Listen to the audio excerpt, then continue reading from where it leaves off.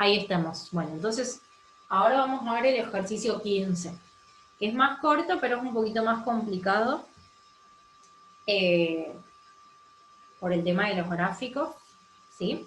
Entonces, el ejercicio 15 dice, se mezclan A y B formando una solución al 20% en A y al 80% en B.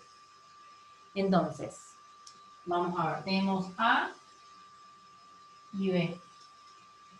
Fíjense, tenemos 20% en A y un 80% en B. Represente temperatura versus composición y presión versus composición del sistema luego de haber entrado en ebullición durante un periodo.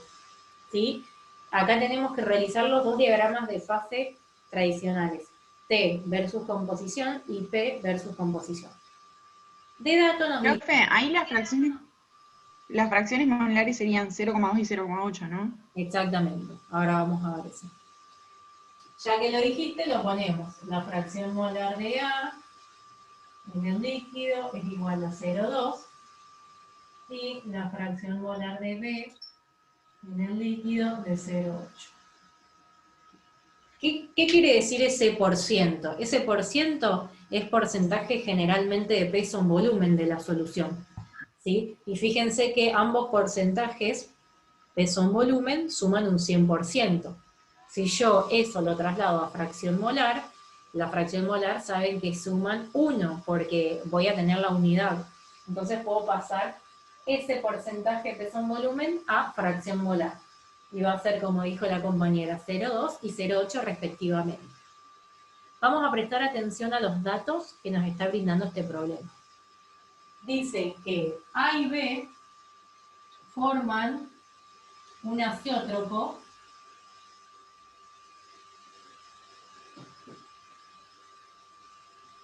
Profe, ahí una compañera puso en el chat que no podía entrar porque no lo aceptamos. Bueno, sí, yo deshabilito la sala de espera. Admitir todo. Ahí está. No sé por qué después es como que no deja entrar a las últimas personas. Ahí estamos todos. Entonces, ¿qué nos dicen de datos? Que A y B forman un azeótropo cuando la composición es 50% de A y 50% de B. Forman un azeótropo cuando tengo 50% de A y 50% de B. O sea, voy a tener una fracción molar de A en el líquido de 0,5 y una fracción molar de B de 0,5. Fíjense que cuando la composición es idéntica, o sea, 50% de A y 50% de B, a una temperatura y a una presión determinada, que ya lo vamos a ver en el gráfico, estos ambos componentes forman un azeótropo. Dice que la mezcla de A y B presenta fuertes fuerzas atractivas. Entonces, A y B presentan fuertes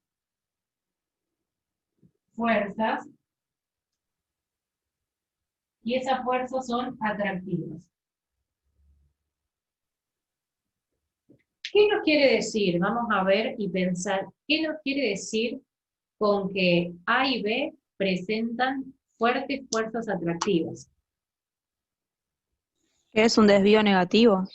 Bien, vamos a empezar desde el principio. Si A y B forman un azeótropo, empezamos desde el principio, quiere decir que hay desvíos con respecto a la ley de Raoult, ¿sí? Y esos desvíos son desvíos fuertes. ¿Se acuerdan? Que los desvíos de la ley de Raoult podían ser leves cuando las presiones no variaban mucho con respecto a la presión que estima la ley de Raoult, o esos desvíos pueden ser muy fuertes. Cuando los desvíos son fuertes, generalmente hay formación de azeótropos entre mezclas de dos componentes. Y esos desvíos pueden ser leves, positivos o negativos. Si la presión de vapor real es mayor a la presión de vapor estimada por Raúl, los desvíos son positivos. Si las presiones leves son menores a lo que estima la ley de Raúl, esos desvíos son negativos. Si hay desvíos que son muy fuertes, va a haber formación de estos azeótropos, y en los gráficos nos vamos a dar cuenta porque las presiones son muy, muy grandes o muy chicas, es decir, que va a haber mínimos en los gráficos. Nos vamos a dar cuenta porque hay mínimos o máximos, ¿sí? En este caso, como hay fuerzas atractivas, quiere decir que la presión de vapor real va a ser menor a la presión de vapor que estima la ley de Raúl. Como decía la compañera, va a haber desvíos negativos y fuertes. ¿Todos me siguen hasta acá? Esto me sirve y me da la pauta para poder realizar estos gráficos que a mí me están pidiendo. Otra cosa que me dan de dato es que la temperatura de ebullición del componente A puro es igual a 40 grados centígrados, y la temperatura de ebullición del componente B puro es igual a 70 grados centígrados. ¿Estamos hasta acá? ¿Cuál es el componente que va a vaporizarse primero? Ah, El A. Exactamente. Entonces, eso me va a decir qué pasa con las presiones de vapor de estos componentes puros. ¿Cuál es el componente que va a tener mayor presión de vapor? A. Exactamente. La presión de A puro va a ser mayor a la presión de B puro. Eso también yo lo voy a utilizar para poder hacer estos gráficos que me están pidiendo. Entonces, ¿qué me piden? Que hagamos el gráfico T versus composición y P versus composición. Voy a borrar el pizarrón porque quiero tener lugar para hacer estos gráficos. ¿Sí?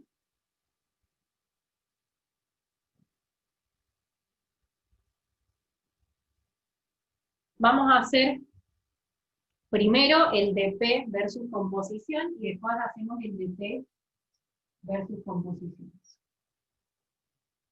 Acá al lado voy a hacer el de...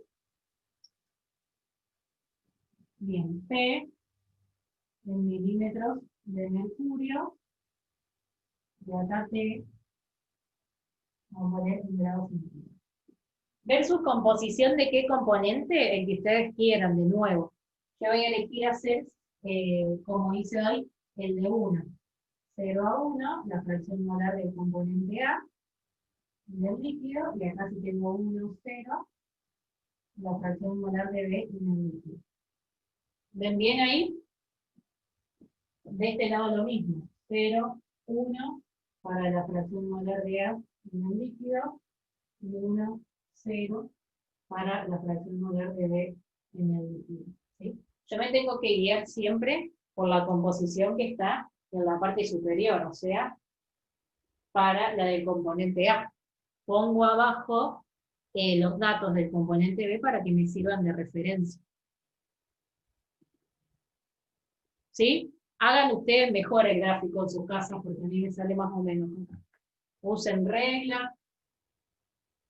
Bueno, ahora, ¿cómo hago para hacer este tipo de gráficos? ¿Qué es lo primero que voy a tener que marcar? Bueno, yo sé que a una composición de 0,5 van a formar una mezcla azeotrópica, ¿no es cierto? ¿Sí? ¿Cómo hago para hacer? ¿Me escuchan bien? ¿Que nadie me responde?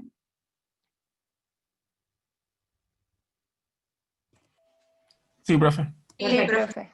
Vamos al gráfico P versus composición. ¿Qué es lo primero que yo voy a marcar en este gráfico P versus composición? Las presiones de los componentes puros, ¿sí? Lo mismo que hoy. Parciales, sí. Exactamente. Si tengo en el eje derecho 1 puro, acá voy a marcar la presión parcial del componente A puro, que era mayor que el otro, ¿no es cierto? ¿Sí? No lo tengo de dato, pero sí sé que la presión del componente A puro va a ser mayor. Y acá, en el otro lado, voy a Profe, una buscar... pregunta. Sí, Si no tenemos el dato, no lo ponemos, solamente vemos cuál es mayor y menor y lo ponemos así, exactamente. significativamente, digamos. Eso es lo que yo les quería decir, que solamente tenemos de dato las temperaturas de ebullición, que sí las voy a poder marcar en el otro gráfico. De presión no tengo los datos, pero yo sé que una presión va a ser mayor que la otra, y es lo que habíamos dicho hoy, que la presión parcial del componente A puro va a ser mayor a la presión parcial del componente B puro. Esto estaba relacionado directamente con las temperaturas de ebullición. ¿Sí? Bien, ¿cómo hago para graficar? Sabemos que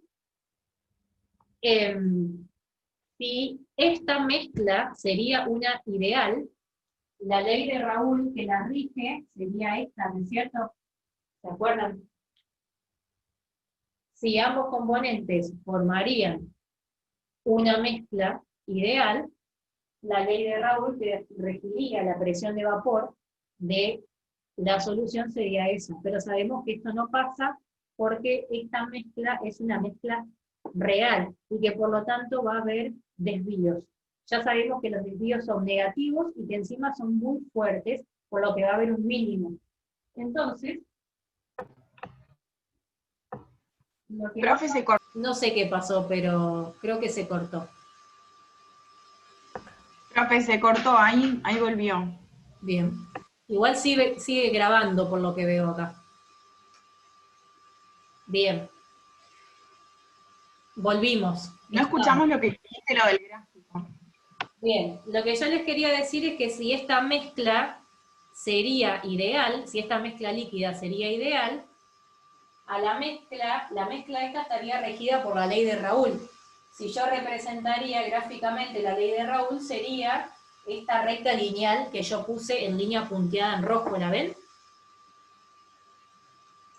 Pero sabemos que eso no ocurre, porque sabemos que la mezcla es una mezcla real y que va a tener desvíos negativos de la presión. Y esos desvíos son tan fuertes que hasta hay un mínimo de la presión de vapor. ¿Se dan cuenta? Entonces tengo que ir por debajo de la ley de Raoul y fíjense que tengo que marcar un mínimo. Esa presión que va a tener la mezcla azeotrópica va a ser menor a las presiones parciales que tenían los componentes puros.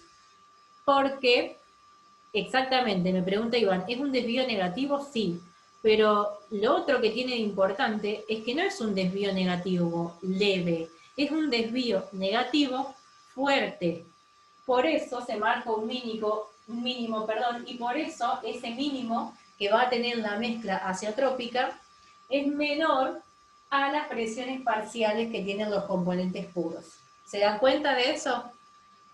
¿Por qué es negativo? Porque me lo dijeron indirectamente en el problema. Me dijeron que tenía A y B fuertes fuerzas atractivas. Si los componentes presentan fuertes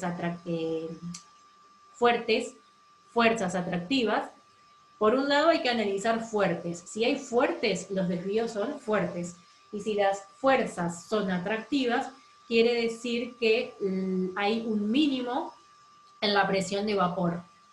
Quiere decir que la presión de vapor que va a tener esa mezcla azeotrópica va a ser menor a las presiones que tienen los componentes puros, y es por eso que yo voy a tener que hacerlo exagerado. No exagerado, voy a tener que marcar un mínimo, porque es un desvío fuerte, no es un desvío leve. ¿Sí? ¿Se entiende hasta acá? Todo eso Vale lo dijo en teoría. Los desvíos pueden ser débiles o fuertes.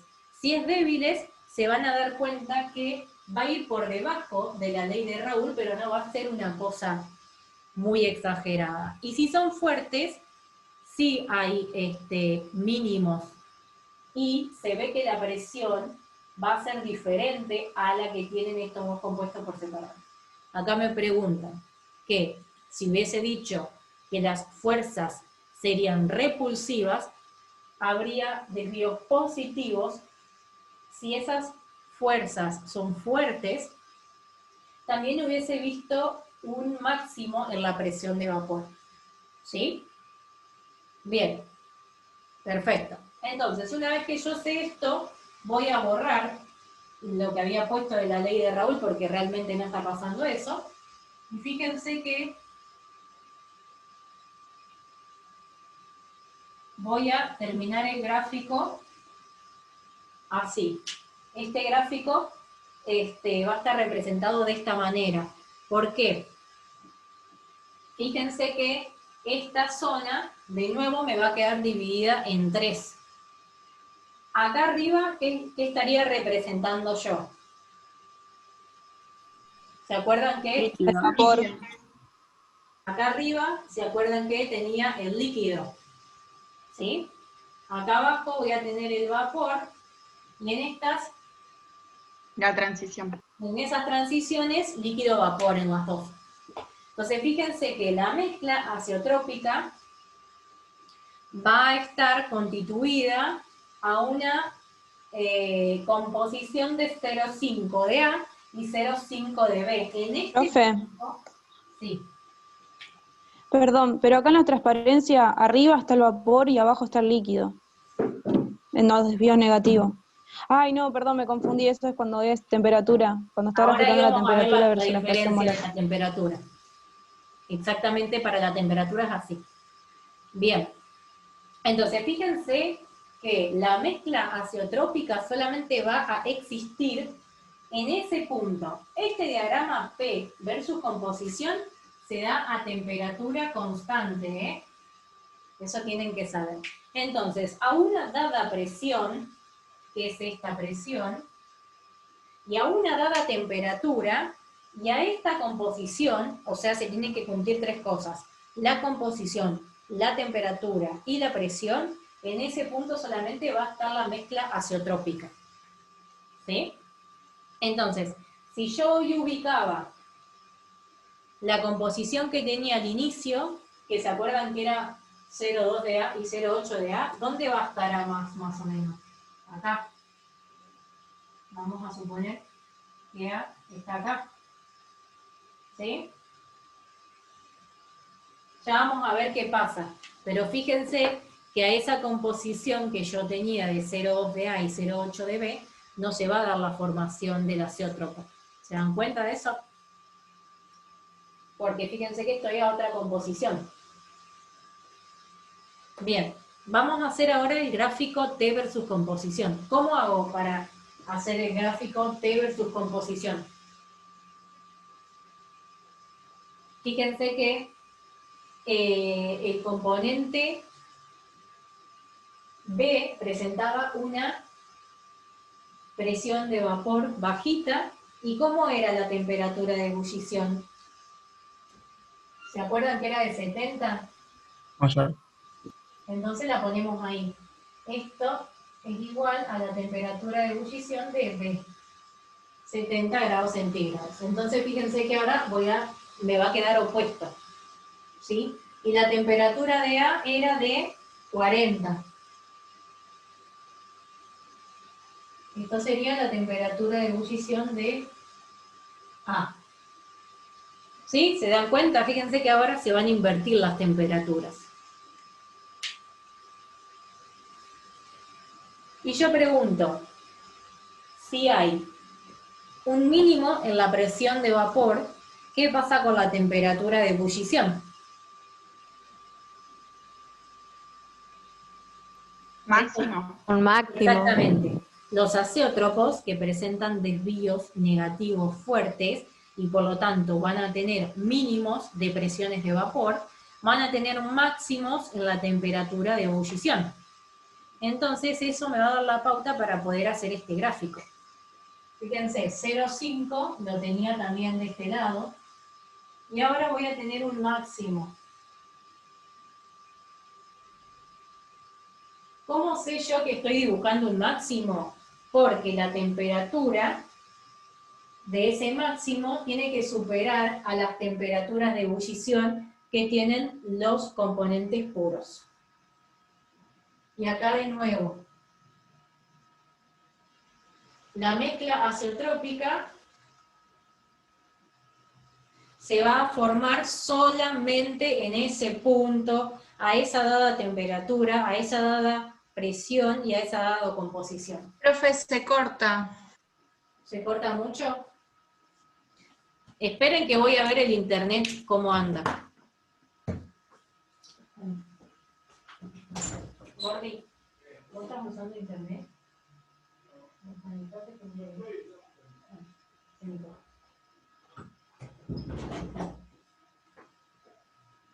Creo que está todo bien.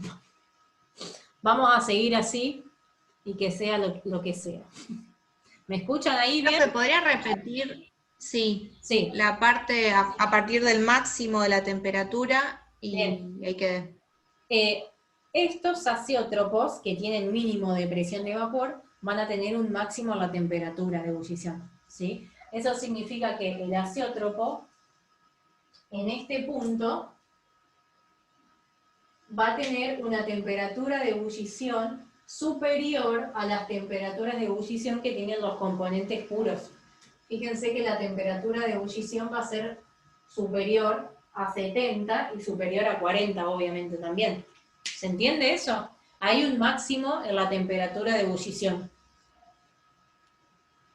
¿Sí? Sí. Bien. Y acá también tenemos que marcar las 3 zonas.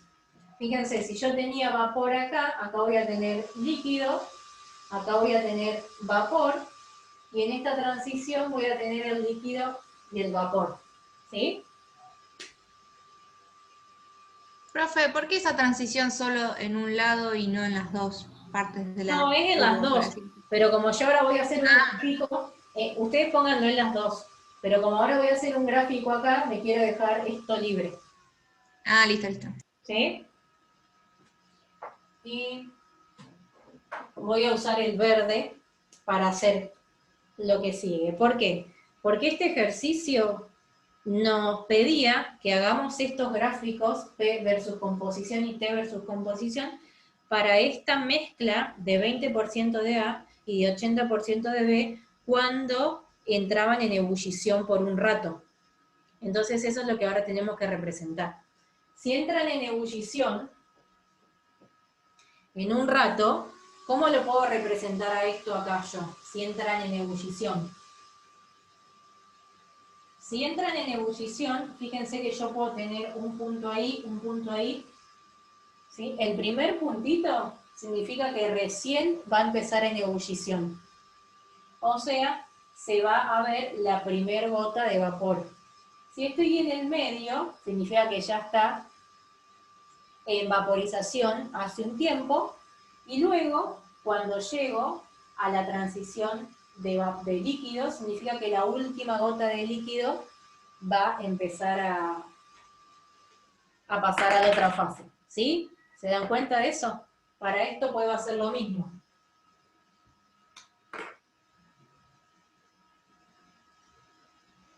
Quiero hacer lo mismo para este gráfico. Vamos a ver lo mejor del gráfico temperatura versus composición. Vamos a suponer que yo tenía esta mezcla a esta composición, suponer no porque es lo que realmente está pasando. Yo tenía una mezcla de 0,2 del componente A y 0,8 del componente B. Si lo marco en el gráfico, voy a estar acá. ¿Se dan cuenta? Si yo a esta mezcla le empiezo a calentar y entra en estado de ebullición, ¿qué pasa? Empieza a aumentar la temperatura, aumento la temperatura, hasta que llego a la zona de transición líquido-vapor. En esta zona de transición líquido-vapor se va a desprender la primer gota de vapor. ¿Se dan cuenta de eso? Y fíjense que yo puedo ver en este diagrama las composiciones de las fases. Esta va a ser la composición en el líquido y la composición en el vapor la voy a poder sacar así, de esa manera. Esa va a ser la composición de uno en el vapor. que va a tener esa primer gotita que acaba de ser evaporada. ¿Se dan cuenta de eso? Si entro en ebullición por un rato, fíjense que también voy a poder sacar la composición que tiene, por un lado, la mezcla líquida y por otro lado, la mezcla de vapor. Esto, vale, se los dijo bien en teoría. Lo que yo les quería terminar de decir es, una vez que entra ebullición, ¿cuál va a ser el componente que yo voy a obtener en el destilado? ¿Y cuál va a ser el componente que yo voy a obtener en el balón si parto de esta composición de 0,2-DA y 0,8-DB? ¿Cuál va a ser en el componente que yo voy a terminar destilando? La mezcla azeotrópica. ¿Estás segura que la mezcla azeotrópica? El más volátil, ¿no es? Exactamente, fíjense que a esta composición, ustedes se tienen que posar en el diagrama de fases, porque el diagrama de fases me va a representar lo que está pasando a esta composición. Si al 0,2 yo empiezo a aumentar la temperatura, fíjense que acá voy a tener la composición de la fase líquida, acá en el vapor. Esto vuelve a subir y así sucesivamente hasta que llega acá. Fíjense que si parto de esta composición, voy a obtener en el destilado este componente 2 y en el balón voy a obtener la mezcla azeotrópica. ¿Por qué? Porque la mezcla azeotrópica tiene una temperatura superior a la temperatura de ebullición de este componente. ¿Se dan cuenta?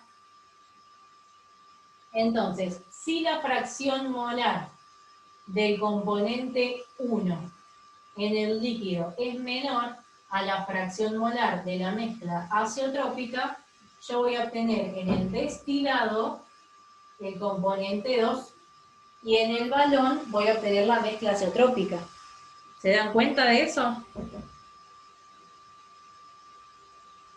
Fíjense que, como dijo la compañera, si yo desde esta composición 0,2 empiezo a aumentar la temperatura, se va a volatilizar aquel componente más volátil. Claramente, el componente más volátil no es la mezcla, porque la mezcla tiene una temperatura de ebullición superior a 70. ¿Eso se ve? Díganme si sí o si no, porque es súper importante. Profe, entonces, ¿qué obtengo en el destilado? ¿Cuál era el más volátil? En el destilado voy a obtener el componente 2, o sea, el componente B. En el destilado voy a obtener el componente B. Vamos a poner acá B.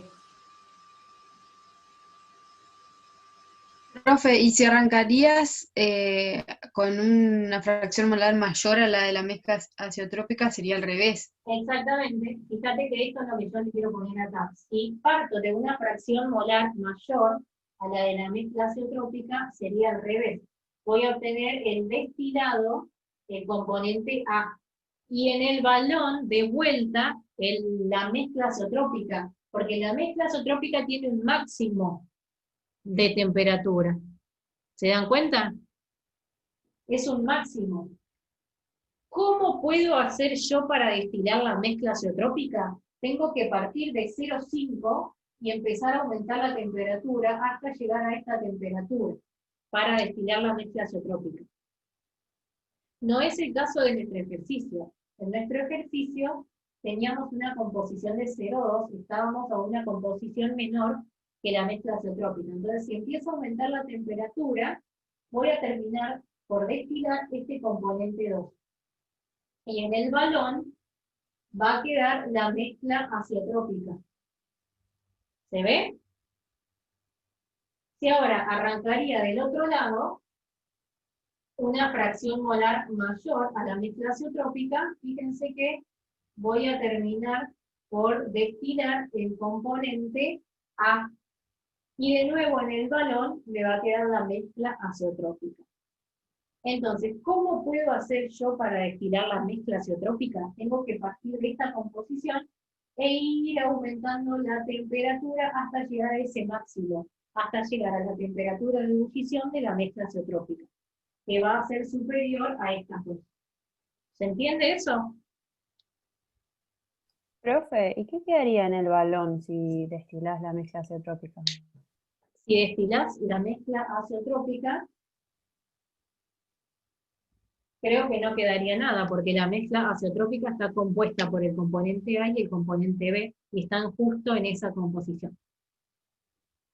O bien quedaría un poquito de A y un poquito de B, también podría quedar. Depende si se destila todo, si yo lo dejo y se destila todo, se puede destilar todo. Pero cuando comienza a destilarse la mezcla azeotrópica, puede que queden un poquito de estos componentes también. ¿Sí? Ahora, si vos dejás por suficiente tiempo y si nosotros seguimos aumentando la temperatura, fíjense que vamos a estar en una fase única que es la del vapor. ¿Se dan cuenta de eso? Estamos viendo qué sucede dentro de estas transiciones. Si yo aumento por completo hasta una temperatura muy, muy grande, voy a terminar de destilar todo. ¿Se entiende eso? Lo que tienen que saber es que para mezclas azeotrópicas, la destilación fraccionada no es la metodología o la técnica adecuada que podría utilizar para separar estos dos componentes. La destilación fraccionada sirve para separar dos componentes de mezclas ideales o mezclas reales que tengan desvíos leves. ¿Sí? Para separar los dos componentes que son capaces de formar mezclas azeotrópicas, no se utiliza la destilación fraccionada. Habría que acudir a otra metodología distinta. ¿Se entiende? Sí, profe. Bien. Entonces, creo que hasta acá estamos con el 15. Entonces, es muy importante tener en cuenta esto. Si la fracción molar es menor a la del azeótropo, voy a obtener el componente más volátil, que en este caso fíjense que es el B, y quedaría en el balón la mezcla azeotrópica. ¿Sí? Profe, entonces sería que si yo tengo más de 0,5 sería al revés. Claro. Fíjate que arrancaría de este lado, que sería esta rayita, sería una fracción molar de uno del líquido mayor a la de la mezcla azeotrópica, sería al revés. Porque fíjate que si empieza a aumentar la temperatura, me topo con esta curva que me va a indicar el equilibrio líquido-vapor, y ahí empieza a destilar este componente. A destilarse, claro. Claro, porque es el más volátil, es el que primero va a destilar a esa composición. El diagrama de fases binario, en este caso, nos muestra todo lo que puede suceder en ese rango de composición. Es como que nosotros vemos un pantallazo de todo lo que puede suceder en la composición, en toda la composición y en este rango de temperaturas. Entonces, si yo me poso acá y empiezo a aumentar la temperatura, ¿qué es lo primero que va a destilar? Este componente. Es el que está es el que es más fácil de volatilizar. Siempre hay que posarse en la composición y ver qué es el que más fácil se puede volatilizar, ¿te entiendes? Por eso es muy importante ver el diagrama y posarse en ese diagrama. Profe, y en el primer diagrama, el de presión versus la fracción molar, pasa lo mismo. Se puede hacer lo mismo, pero fíjate que sería al revés. ¿Sí? Fíjate que sería al revés. Fíjate, si yo empiezo a aumentar la presión, hasta acá, fíjate que esta sería la composición del líquido y esta sería la composición del vapor. ¿Cuándo se forma el primer vapor? Si sigo aumentando la presión, voy a tener esta composición del vapor y esta composición del líquido. Y acá ya estaría todo. En realidad sería al revés, tendría que verlo de arriba para abajo. ¿Sí? Y también pasa lo mismo. Si la fracción molar es menor, o sea, si yo estoy en CO2 y la fracción molar es menor a la mezcla azeotrópica, primero se va a destilar el componente 2.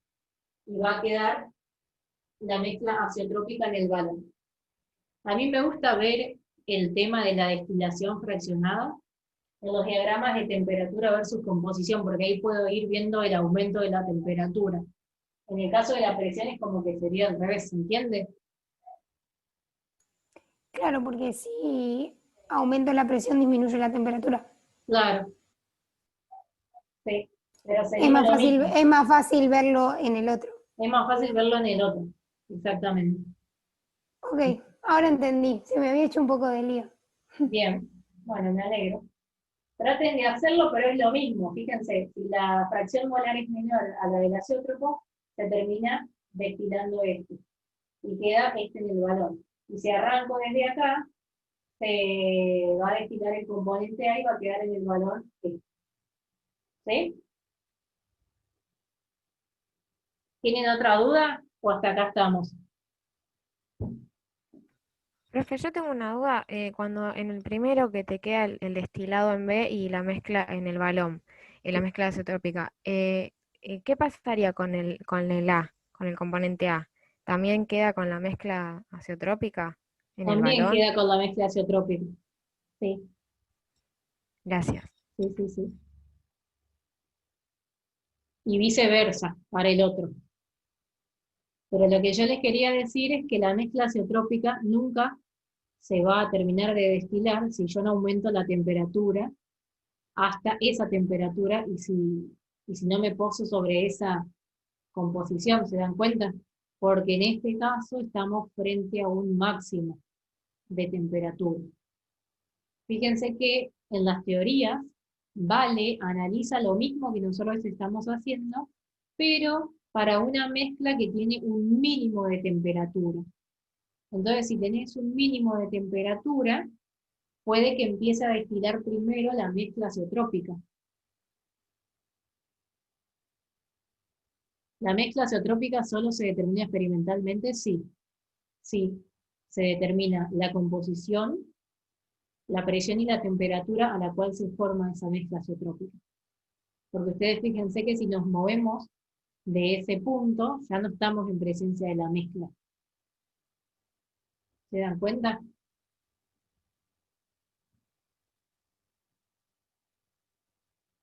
Y lo que se tienen que llevar es que esta metodología de destilación fraccionada nos sirve para separar los compuestos que son capaces de formar una mezcla azeotrópica.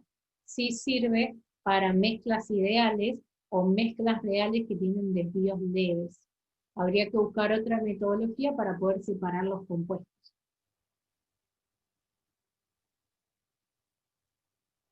Porque empiezo a destilar algo y voy a tener algo de B puro, pero no va a ser absoluto, puro. Estamos hasta acá, ya se está por cortar. Si no tienen ninguna otra duda, damos por finalizada esta clase, como ustedes quieran. Ustedes me dicen.